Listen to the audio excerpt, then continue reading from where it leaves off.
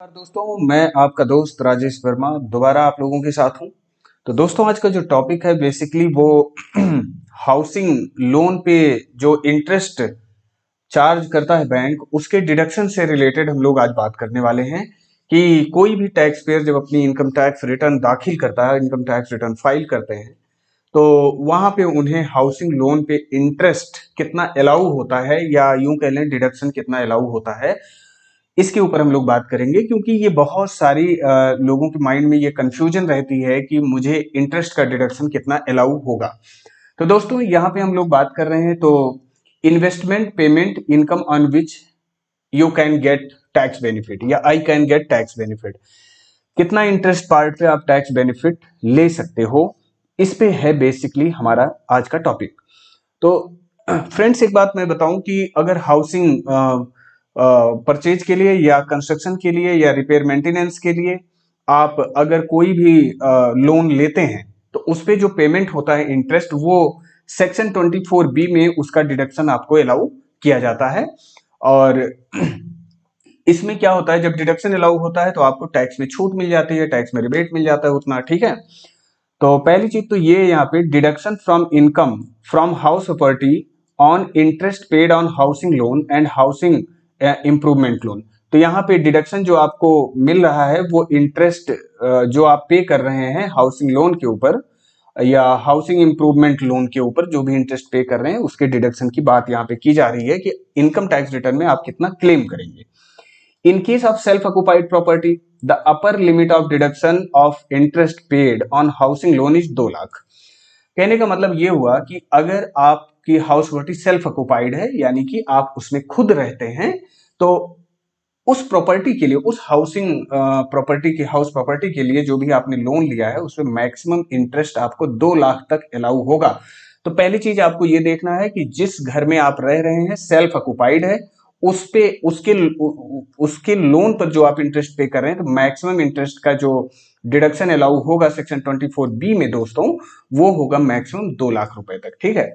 However the deduction is not available for the person opting for new tax regime. जैसा मैंने कल पुरानी कुछ पहले की वीडियो में बताया था कि अगर आप टैक्स रिजिम 115BAC अगर ऑप्ट करते हैं, नया टैक्स रिजिम, तो उसमें ये डिडक्शन आपको अलाउ नहीं किया जाएगा, यानी कि हाउसिंग लोन पर जो इंटरेस्ट आप पे कर रहे हैं उसका डिडक्शन अलाउ नहीं होगा अगर आप अपनी income tax return new tax regime में फाइल करते हैं, ठीक है। तो आइए वन बाई वन करके इसको देखते हैं कि कहां पे कितने इंटरेस्ट का डिडक्शन दिया जाएगा। तो दोस्तों, पहले तो ये जान लीजिए नेचर ऑफ प्रॉपर्टी। 2 तरीके की है प्रॉपर्टी, एक तो सेल्फ ऑक्युपाइड जिसमें आप खुद रहते हैं, और दूसरा है लेट आउट, ठीक है। तो जिसको आप किराए पे उठाए हैं, जहां से आप इनकम कमा रहे हैं, इनकम फ्रॉम हाउस प्रॉपर्टी के अंतर्गत। तो अगली चीज ये है, लोन लेने का जो कट ऑफ डेट है वो यहाँ पे आपको समझना है कि आपने जो लोन लिया है किस कट ऑफ डेट में लिया है और किस पर्पस के लिए लिया है। तो कट ऑफ डेट और पर्पस के अकॉर्डिंग आपको जो मैक्सिमम लिमिट है इंटरेस्ट की, वो आपको यहाँ पे दी गई है। पहली चीज ये है कि अगर आपने लोन लिया है ऑन और आफ्टर 1 अप्रैल 1999, मतलब 1 अप्रैल 1999 को या उसके बाद आपने अगर लोन लिया हुआ है, और पर्पस क्या था लोन का, कंस्ट्रक्शन और परचेज ऑफ हाउस प्रॉपर्टी, ठीक है। आप कंस्ट्रक्शन करवाना चाह रहे थे या परचेज करना चाह रहे थे हाउस प्रॉपर्टी, तो उस पे जो मैक्सिमम डिडक्शन अलाउ है दोस्तों, कंस्ट्रक्शन और परचेज के केस में वहां पे 2 लाख रुपए मैक्सिमम डिडक्शन आपको अलाउ है सेल्फ ऑक्युपाइड के केस में, ये ध्यान रखिए। और ऊपर भी जैसा कि मैंने बताया था आपको, ठीक है। अगली चीज, आपने अगर सेल्फ ऑक्युपाइड की सिचुएशन में लोन लिया है ऑन और आफ्टर 1 अप्रैल 1999, और इस लोन का जो पर्पस था for repair of house property, अगर आपने रिपेयरिंग के लिए लिया था, रिपेयर मेंटेनेंस वगैरह के लिए लिया था, तो वहां पे मैक्सिमम इंटरेस्ट आपको अलाउ होगा 30,000। यहाँ पे आप एकदम क्रिस्टल क्लियर रहिए कि अगर आपने रिपेयर मेंटेनेंस के लिए लिया है तो 30,000 रुपए मैक्सिमम आपको अलाउ होगा सेल्फ ऑक्युपाइड के केस में। और ये कट ऑफ डेट आपको याद रखनी है, लोन लेने वाली डेट, ठीक है। और अगर लोन आपने दोस्तों लिया है सेल्फ ऑक्युपाइड के केस में बिफोर 1 अप्रैल 1999, अप्रैल 1999 से पहले आपने लोन लिया हुआ है, और लोन का पर्पस जो था वो कंस्ट्रक्शन और परचेज ऑफ हाउस प्रॉपर्टी का था, तो ऐसे केस में आपको मैक्सिमम इंटरेस्ट आपको 30,000 अलाउ होगा। तो दोस्तों यहाँ पे देखिए दो बातें हैं। अगर आपने लोन 1 अप्रैल 1919 को या उसके बाद लिया है तो 2 लाख का इंटरेस्ट आपको डिडक्शन अलाउ होगा, और आपने अगर 1 अप्रैल 1999 के पहले लिया हुआ है तो आपको मैक्सिमम 30,000 रुपीज का इंटरेस्ट अलाउ होगा। और अगर आपने बिफोर 1 अप्रैल 99 से पहले लिया हुआ है लोन, और वो था किसके लिए, रिपेयर ऑफ हाउस प्रॉपर्टी, तो मैक्सिमम इंटरेस्ट आपको 30,000 अलाउ होगा। जैसा कि रिपेयर के केस में यहाँ भी 30,000 था, तो यहाँ बिफोर या आफ्टर आप कट ऑफ डेट से अगर लोन लेते हैं रिपेयर ऑफ हाउस प्रॉपर्टी या मेंटेनेंस के लिए, तो मैक्सिमम इंटरेस्ट उस पर 30,000 का ही अलाउ किया जाएगा। ठीक है। और दोस्तों ये तो था सेल्फ ऑक्युपाइड। तो सेल्फ ऑक्युपाइड को 4 कैटेगरी में आपको रखना है कि भाई कंस्ट्रक्शन के लिए लिया गया है या रिपेयर के लिए लिया गया है, अप्रैल 99 से पहले या अप्रैल 99 के बाद। तो इस तरीके से आपको यहाँ पे देखना पड़ेगा उसको क्लेम करते समय इनकम टैक्स रिटर्न में। ठीक है, कि आपने लोन कब लिया था और किस पर्पस के लिए लिया था, ये दोनों बातें ध्यान में रखनी है। तो उसके अकॉर्डिंग ये लिमिट डिफाइड हो जाएगी। ठीक है।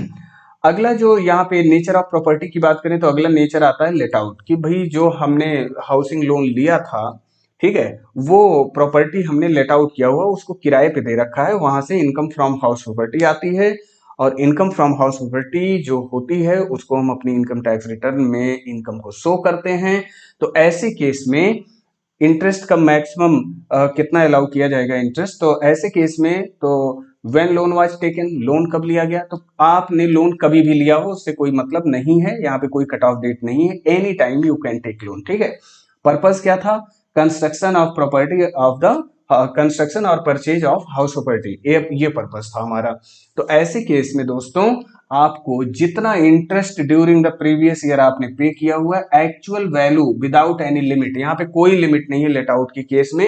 आपने 2 लाख इंटरेस्ट दिया, 5 लाख इंटरेस्ट दिया, 10 लाख इंटरेस्ट दिया, 20 लाख इंटरेस्ट दिया, कंप्लीटली यू कैन, ठीक है, आप उसका डिडक्शन ले सकते हैं, actual value without any limit, कोई लिमिट यहाँ पे नहीं दिया गया है। तो दोस्तों एक बात ध्यान रखना, बस छोटी सी वीडियो है, ये इंफॉर्मेशन हमें देनी थी। एक बात आप ध्यान रखिएगा, हाउसिंग प्रॉपर्टी पे जो भी हाउस प्रॉपर्टी पे जो भी लोन लिया है उस पे इंटरेस्ट जो आप पे कर रहे हैं उसका डिडक्शन आपको सेक्शन 24B में अलाउ होता है। सेल्फ ऑक्युपाइड के केस में आपको मैक्सिमम 2 लाख रुपए तक इंटरेस्ट अलाउ किया जाता है। लेकिन अगर अपनी इनकम टैक्स रिटर्न आप फाइल कर रहे हैं न्यू टैक्स रिजिम में, मीन्स सेक्शन 115BAC में अपनी रिटर्न फाइल दाखिल कर रहे हैं, फाइल कर रहे हैं, तो वहां पे आपको सेक्शन 24B का डिडक्शन नहीं दिया जाएगा। तो अब यहाँ पे सपोज कोई टैक्स पेयर है जो अपना रिटर्न जो है न्यू टैक्स रिजिम में ना फाइल करके ओल्ड टैक्स रिजिम में वो फाइल कर रहे हैं, तो इसका मतलब उनको ये डिडक्शन अलाउ कर दिया जाएगा depending upon the nature of property, a period of loan, मतलब date of loan, date of taken loan, ठीक है, और पर्पस ऑफ लोन। ठीक है, तो इसके बेस पर ये लिमिट यहाँ पे दी गई है। तो दोस्तों बस ये छोटी सी इंफॉर्मेशन मुझे देनी थी। Thank you for watching this video and please subscribe this channel finance and taxation and finance planning.